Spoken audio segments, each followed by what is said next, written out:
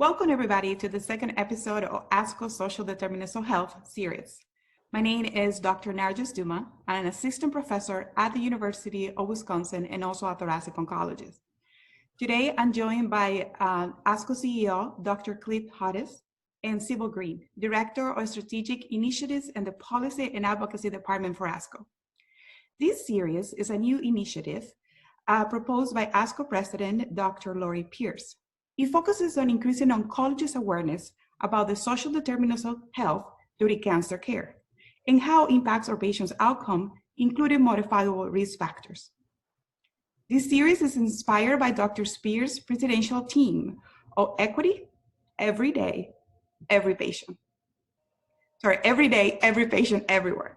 In this episode, we look at what ASCO is doing as a professional society to improve health equity in cancer care. Welcome, Dr. Hudis. Welcome, Mrs. Green. First, I would like to ask, what is ASCO doing as an organization in the matters of health equity in cancer care? So I guess I'll start here. Thank you very much for spending some time with us on this. If you look at ASCO's mission, it is conquering cancer through research, education, and the promotion of the highest quality and equitable cancer care. So the idea of equity and our responsibility to address disparities is really in our organizational DNA.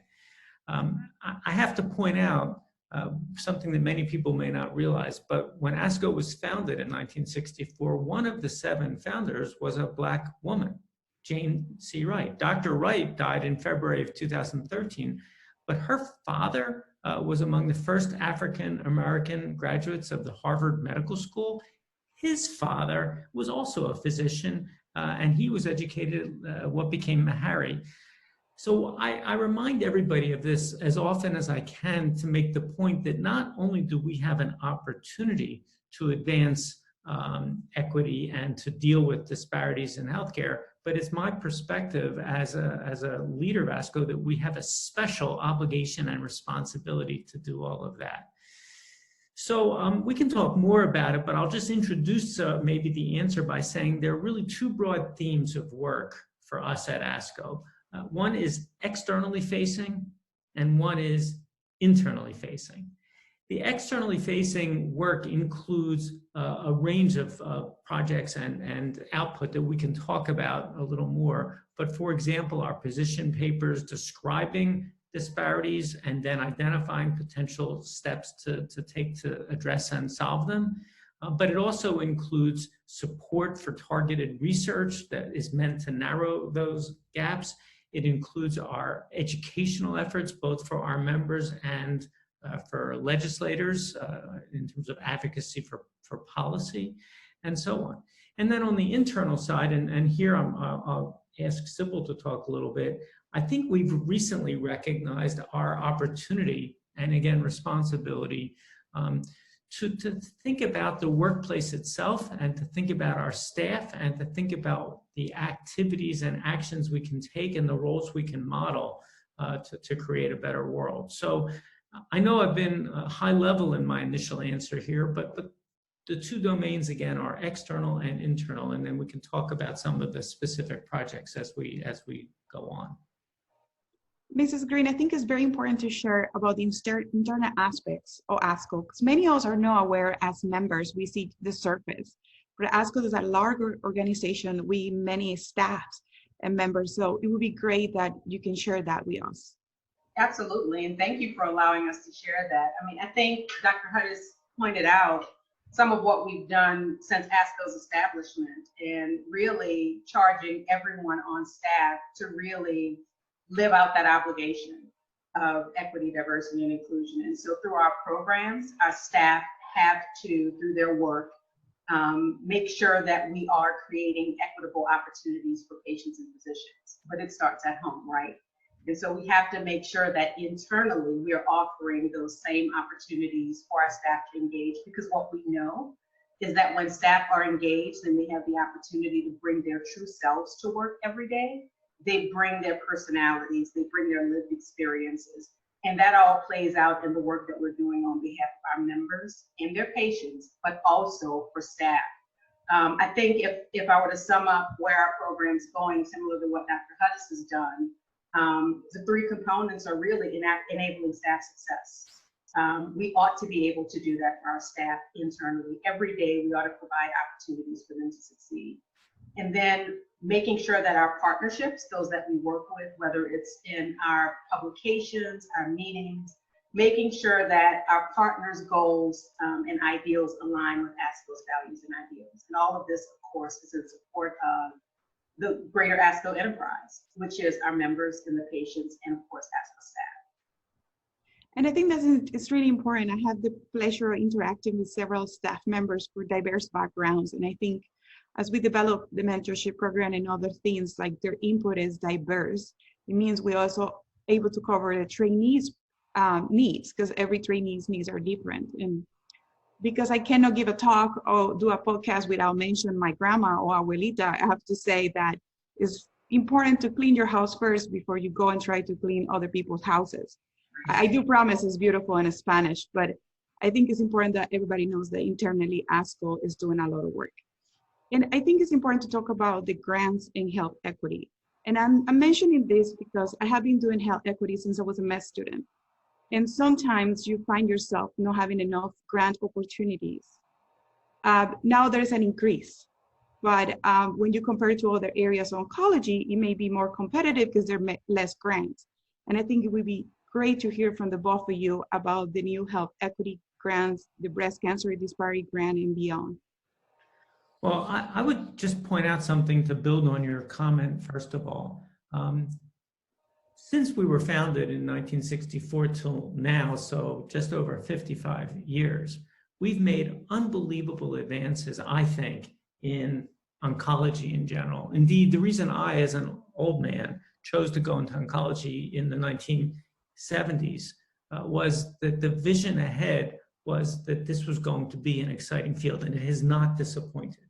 However, there's a dark side to that I think we should acknowledge. The advances have not been fairly or evenly distributed. And indeed, in some cases, when we make massive improvements in outcomes in terms of what's possible with state-of-the-art care, we increase disparities because not every group catches up. And I say all that because it's important to understand that this is not about abstraction.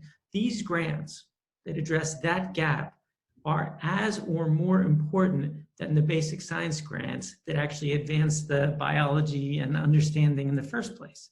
One without the other is incomplete, is the point.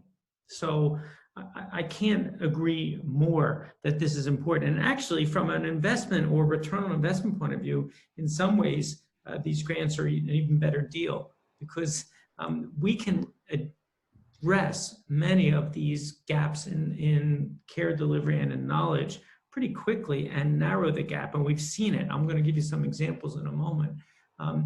Whereas funding basic science, honestly, is a much higher risk proposition if you think about it. So I don't mean to set up a false competition here, but I want to point out that there's a big reward. So here's an example. The plenary session abstract at ASCO 2 years ago now, abstract number 1, if you recall, was no more or less than an analysis of the impact of Medicaid expansion. And what did it show? It showed that with Medicaid expansion, those states that implemented it quickly narrowed the gap in time to initiation of therapy for curable colon cancer. It's a simple take-home point. And I care passionately about this personally because these are differences in outcome that have been labeled as associated with race for many years or other specific ethnic factors. But really what they're about is nothing except unfair, uneven access to care in the first place on the basis of race. And it's something that we can address.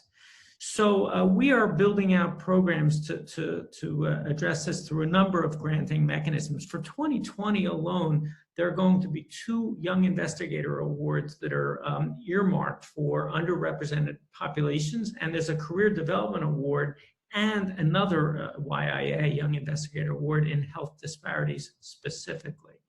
But this is just, I think, part of the issue. The other issue for us, and actually a commitment going back for years, is to do something about the workforce itself. And I don't have to tell you, but of course, there is a huge disparity playing out when we look at the makeup of the medical students in America, and it gets accentuated to the extreme when we look at Black men.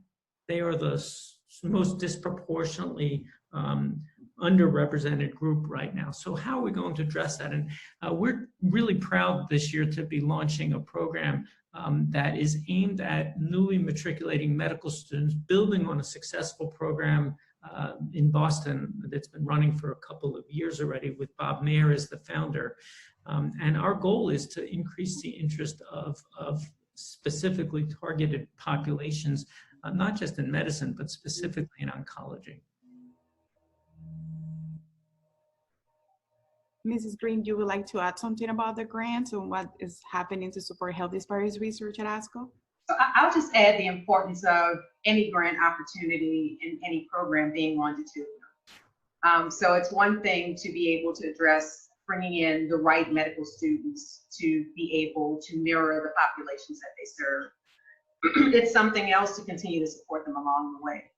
And so not just stopping at the students, not just stopping at the research, but also making sure that once they're in practice, they're supported.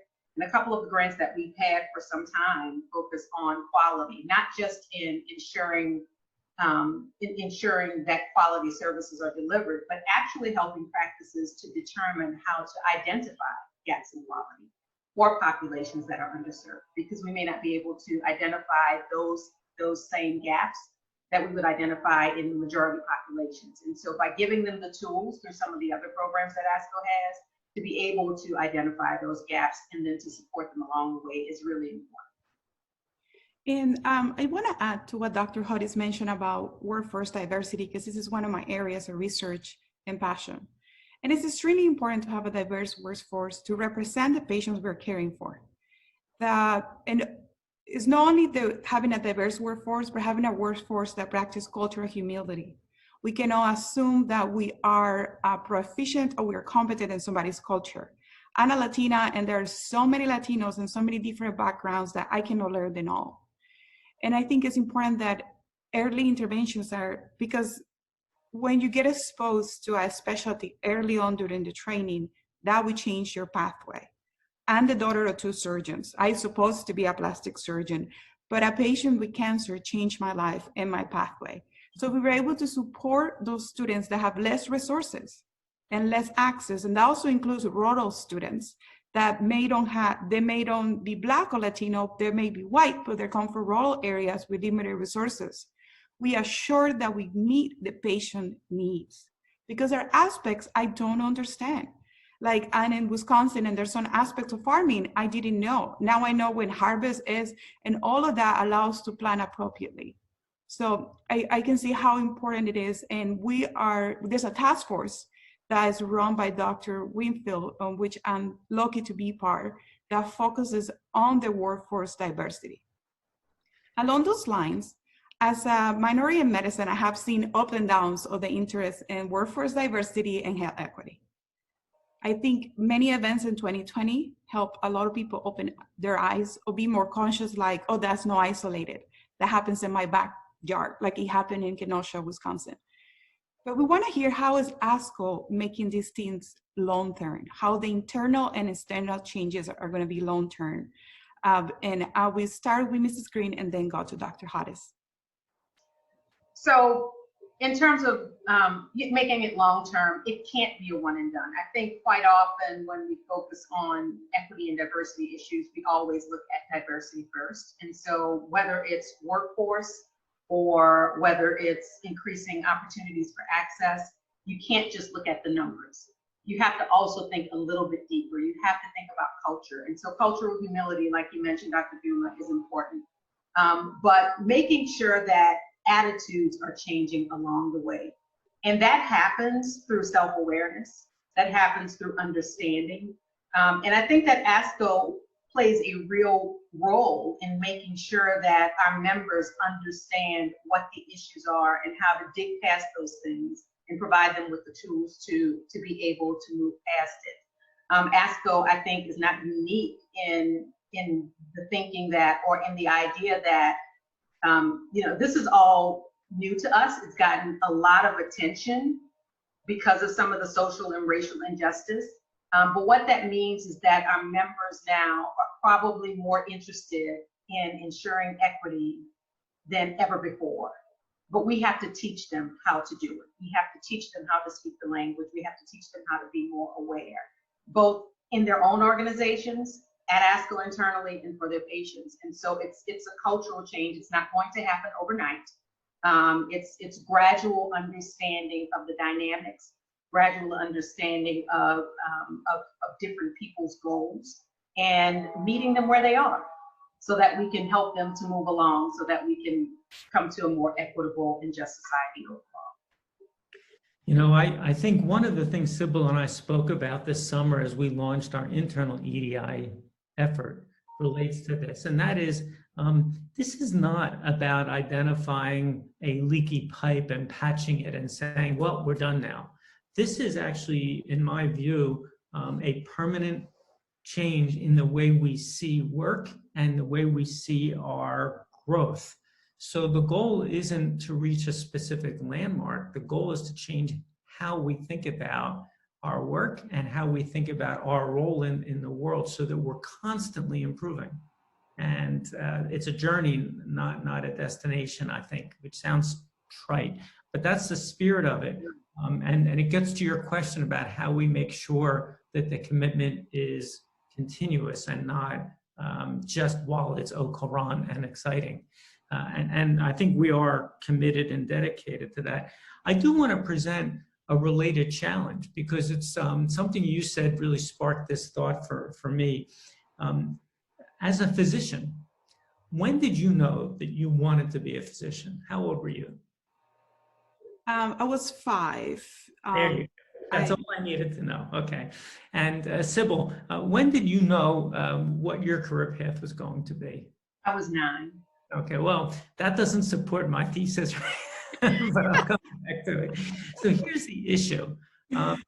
The issue of burnout in medicine right now is getting a lot of attention. And one of the reasons for it, frequently given, is that doctors on average decide to commit to their careers a decade younger than most people on average commit to other careers. You're an exception, Sybil, so I should have pre-tested the question.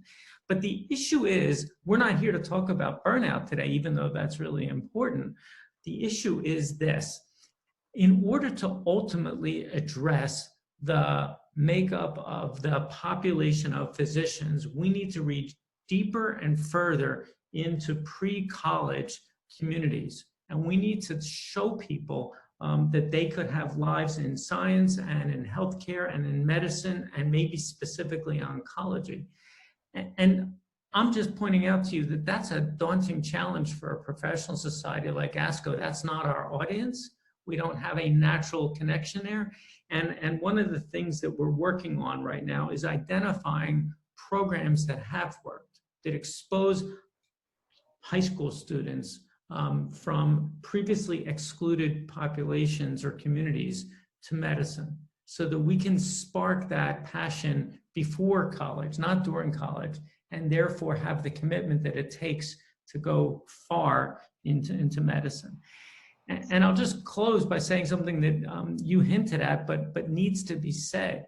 The reason to have diversity in our workforce is not that an Asian patient needs an Asian doctor. It's that an Asian patient needs a practice that has Asian doctors in it, so that the practice as a whole is able to be culturally sensitive and able to relate and communicate and support them. Because I think sometimes this issue gets oversimplified as well. So Dr. Hudis, your theory is not completely blown, and I think it's relevant to this conversation, because while I knew what I wanted to do at 9, what I didn't have was the representatives in the community. I didn't have the mentors. And I had, interestingly enough, I had more mentors in pharmacy than I had in law. Because I saw pharmacists who looked like me. I happened to live in a town where there was a historically Black college with a college of pharmacy. And so I saw people who looked like me, and it made it a lot easier for me to reach out to them, for them to mentor me, for them to start talking to me about what equity in healthcare looked like. That really wasn't until I was in college. But the truth of the matter is, for most students, most diverse students, most minority students, that doesn't exist. And I think that that's where ASCO's mentoring programs are really rich. We have the opportunity to do that. And I think this is important because you can do what you can see, and that has been proven over and over again. We unfortunately are running out of time, but I want to ask the final question. Like a manuscript, like a study, everything has limitations. And I think it's important that we talk about the limitations of ASCO doing this work, because realistic expectations are helpful, so we don't get disappointed when we have big expectations that may not be met. So Dr. Hudis, what are some of the limitations of ASCO doing health equity work now? Well, I mean, you're right, it's a huge issue. If you think about where our scientific focus is, we can measure the disparities or the difference in outcomes, and we can write a paper about that. But when you really get to addressing the reasons for it, it extends far beyond what we can do. So I guess our limit is we can call attention and rally colleagues and collaborate across the House of Medicine and broadly into Congress, where we can make a difference, or to the United Nations and World Health Organization. But we can't do this heavy lift alone. We need others, colleagues who agree, who are willing to invest time and money to make the change. Mrs. Green? And I would add partnerships, because in as much as we're talking about social determinants of health, we recognize that all social determinants of health are not health related. They're not all clinical. And many of them live and operate outside of the realm of healthcare.